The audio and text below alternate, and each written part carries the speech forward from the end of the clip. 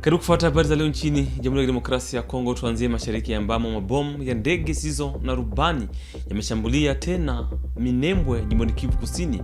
Ijumaa hii mashambulizi yamesababisha uharibifu mkubwa wa mali na kuongeza hofu ya kurejea kwa mapigano. Hapa Goma, Waislamu wamesherekea Eid el-Fitri tarehe 20 Machi kwa amani.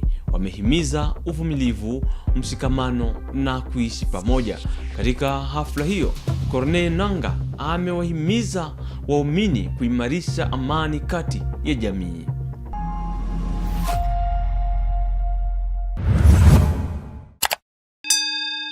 Hujambo. Mabomu ya ndege zisizo na rubani yameshambulia tena Minembwe, jimboni Kivu ya Kusini. Yamesababisha uharibifu mkubwa wa mali na kuongeza hofu ya kurejea kwa vurugu katika eneo hilo ambalo tayari lina mapigano na wakimbizi wengi.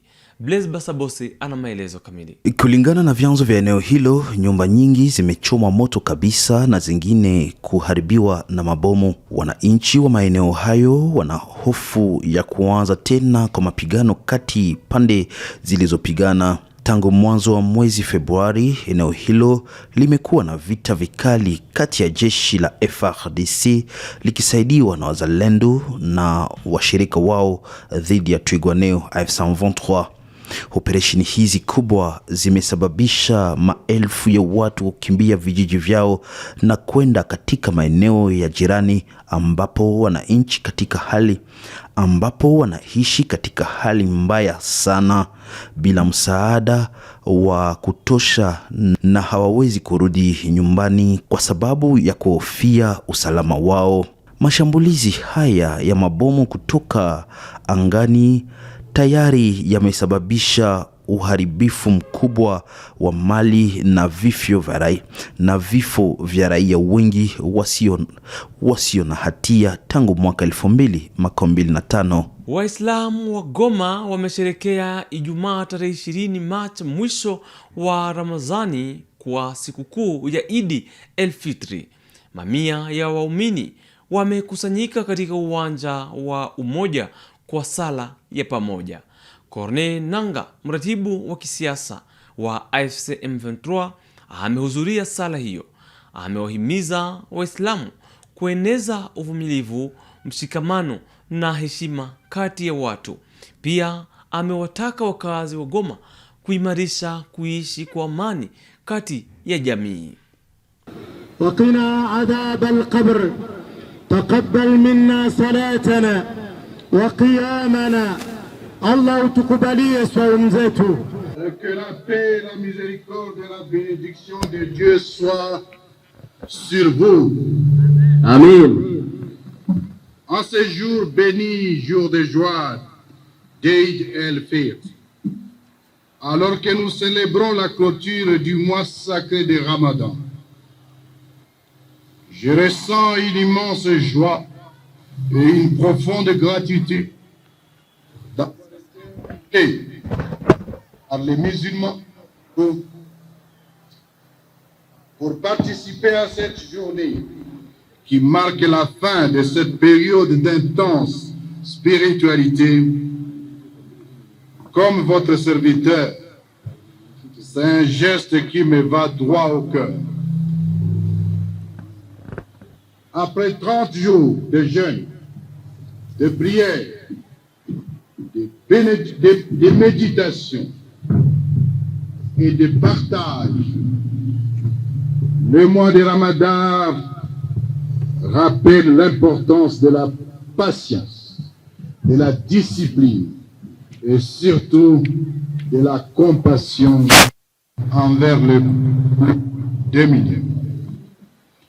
N'est-ce pas que le mois de Ramadan est un puissant vecteur du vivre ensemble, caractérisé par le partage, la solidarité et la spiritualité collective qui transcendent souvent les cercles musulmans.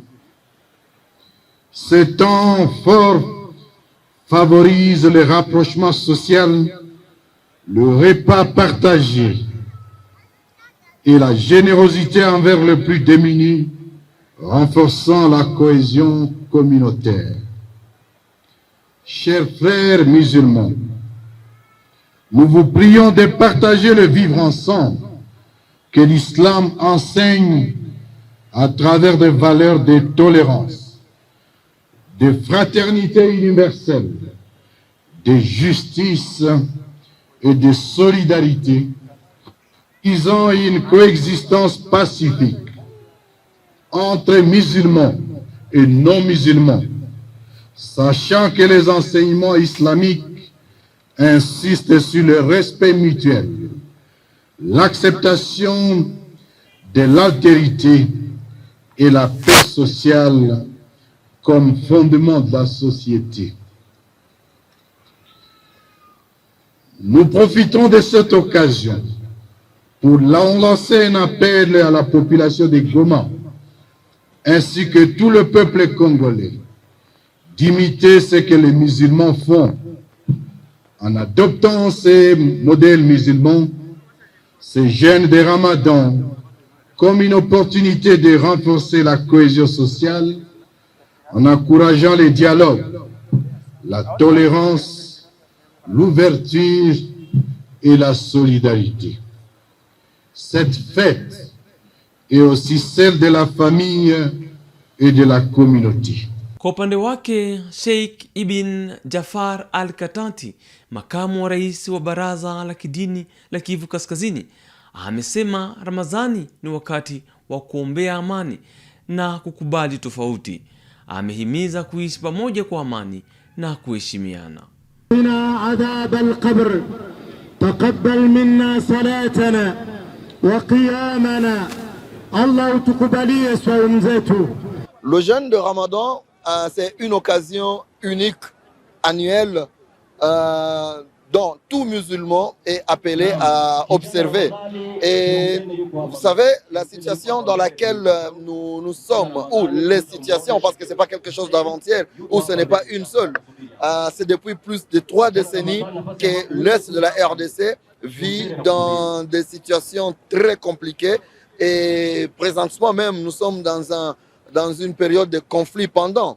Et cela étant, nous, le corps de la communauté musulmane, donc la direction de la communauté musulmane, avons appelé tous les musulmans que pendant cette période sacrée où on se rapproche beaucoup plus de Dieu que toute autre période, nous prions pour la pacification de notre pays. Et pas seulement notre pays, parce que la guerre, nous sommes très proches d'une 3e guerre mondiale, avec ce qui se passe au Moyen-Orient, au Proche-Orient et dans d'autres zones d'Afrique, dont le Soudan, le Mali et autres pays. Alors, nous avons prié pour la paix, parce que nous ne pouvons pas être bien à l'aise sur cette terre que si nous avons la paix.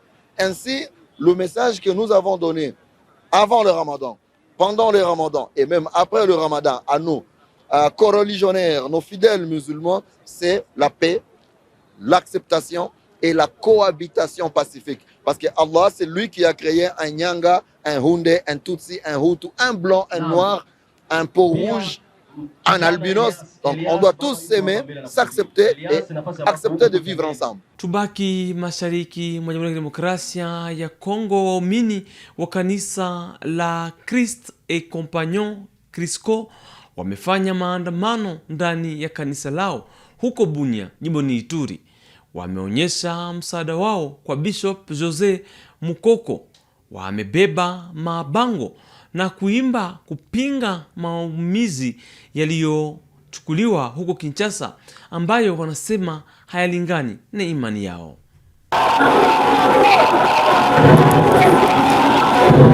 Bunia, les fidèles de l'église Christ et Compagnon Crisco en sigle ont organisé une mobilisation marquée par une marche à l'intérieur de leur église. Munis de banderoles, hommes, femmes et jeunes ont parcouru la salle dans une ambiance de chants et de prières. Sur ces affiches, des messages clairs, les soutiens à leur représentant apostolique Bishop José Mukoko, mais aussi la contestation des décisions prises à Kinshasa le 12 mars 2026, accusé de vouloir le déchoir de ses fonctions. Tosi Libeko de réconciliation on les salemaki na Nairobi selon liloba nani ya Nzambe oyo ye ya Kinshasa selon liloba ya Nzambe te toboya. Les banderoles visibles et portées notamment des inscriptions rappelant les décisions prises à Nairobi en décembre 2025 tout en insistant sur la continuité de la vision de l'église et les refus de tout changement est posé. À l'absence du bishop José Moukoko, le pasteur Simon Kiza a pris la parole pour encadrer les fidèles, précisant que cette situation ne remet pas en cause l'autorité du leader. Un message qui compare l'église à une famille appelée à rester fidèle à son responsable. Nous sommes mécontents de la décision que dit notre papa Bikanyakina à partir de Kinshasa, avoir mis en cause la décision prise à Nairobi pour un apaisement et un calme, une paix durable. Avoir mis en cause même le risque de nos vies, parce que nous sommes l'église de l'Éternel. Nous ne sommes pas une entreprise particulière, nous ne sommes pas assujettis. Nous sommes venus pour adorer Dieu et pas pour être mentés, pas pour être diminués. 20h dans la salle, les participants ont répondu à faveur, renforçant l'atmosphère spirituelle de la rencontre. Certains fidèles ont également exprimé leur rejet des décisions extérieures qu'ils jugent contraires à la loi.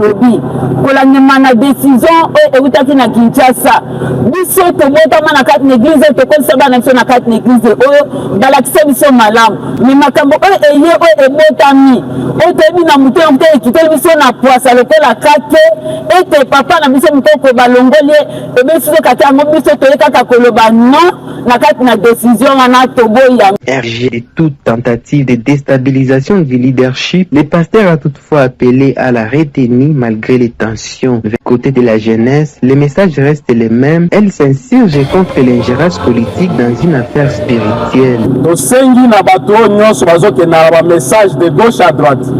Jeunesse à Christ ko itu lotu ele elali pongite.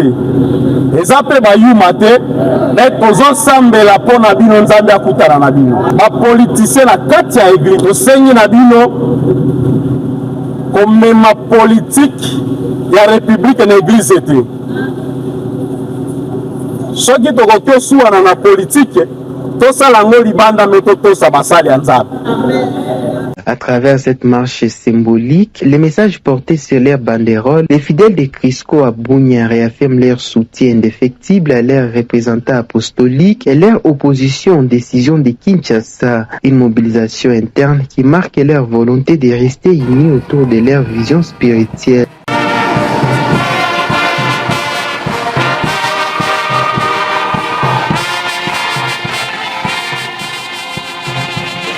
Manisipa ya Manika huko Kolwezi imetoa magari 10 kwa polisi. Hatua hii inalenga kusaidia mapambano dhidi ya ukosefu wa usalama na kuboresha kazi za polisi. Fuata ripoti. Dans les soucis de renforcer les mesures de sécurité dans sa juridiction, le bourgmestre de la commune de Manika, Maître Thierry Mujinga Sambumba, a présenté à la gouverneure du Lualaba, Marie-Thérèse Masuka Saini Fifi, un charroi automobile destiné à lutter contre le banditisme urbain et certaines poches d'insécurité. La cérémonie s'est déroulée à l'esplanade de l'hôtel du gouvernement provincial en présence des membres du gouvernement, du cabinet de la gouverneure, ainsi que du comité provincial de sécurité et le conseil communal. L'autorité municipale de Manika a expliqué la motivation de l'acquisition de ces véhicules pour les services de sécurité avant de remettre symboliquement les clés à Marie-Thérèse Masuka Saini Fifi. Toutes les fois que nous sommes avec vous, vous ne cessez de nous rappeler que nous devons mettre en exergue la vision du chef de l'État exprimée par les slogans « Le peuple d'abord ». Ici, il est question du peuple d'abord dans le volet sécuritaire. L'année passée, nous avons présenté les voitures que nous avons dotées à la police de circulation routière. Cette année, il est question de doter ces voitures à la police territoriale. Voilà pourquoi, Excellence, nous vous présentons officiellement ces véhicules. La chef de l'exécutif provincial a salué ce geste et a insisté sur l'importance d'en faire bon usage. Dieu continue à vous bénir, à vous donner cet esprit de travail. Le président de la République nous instruit d'échanger l'image de la province du Lualaba et vous êtes en train de le faire. En tout cas, merci. Ces véhicules ne sont pas là pour escorter les camions de minerais. Ces véhicules ne sont pas là pour amener les gens dans les carrières. Ces véhicules sont là pour poursuivre les bandits, pour sécuriser la province du Lualaba. Elle a ensuite remis les clés au ministre de l'Intérieur qui les transmettra à son tour au numéro 1 de la PNC Lualaba. Le conseil municipal de Manika, présent lors de la manifestation, a salué la gestion rigoureuse et transparente de Thierry Mujinga Sambumba. Ça, c'est la collaboration. Nous sommes tous derrière Madame le gouverneur pour l'accompagner. J'encourage beaucoup le Brouet Sambumba. C'est un travailleur. Les chauffeurs des véhicules ont effectué quelques instants d'érodage devant les officiels, offrant un spectacle apprécié de tous.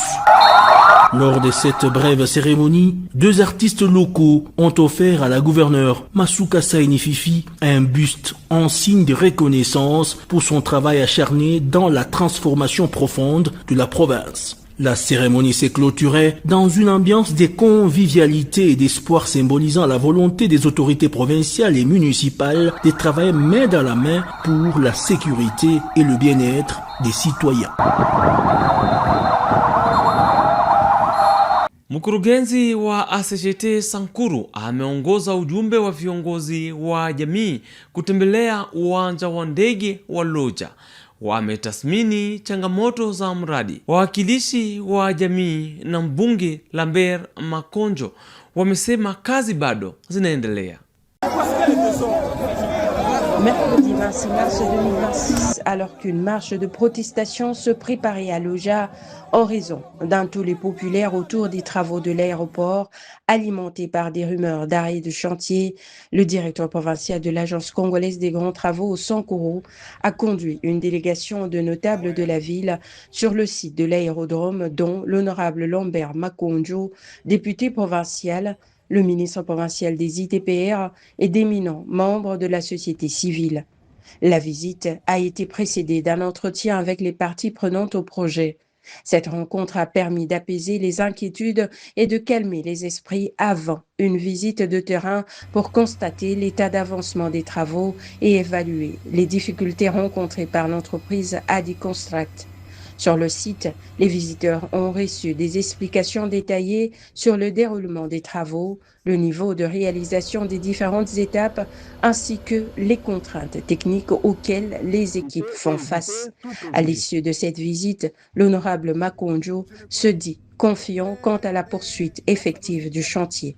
Les travaux ne sont pas suspendus comme prétendu sur la rue.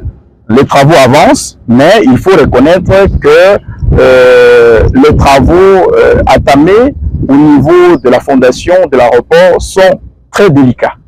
Ils consomment beaucoup du sable et d'autres matériels. Et je n'ai pas voulu divaguer sur les réseaux sociaux. Il faut descendre sur le terrain parce que nous avons tous, ensemble avec la société civile qui est plurielle chez nous, on a reçu des révélations techniques.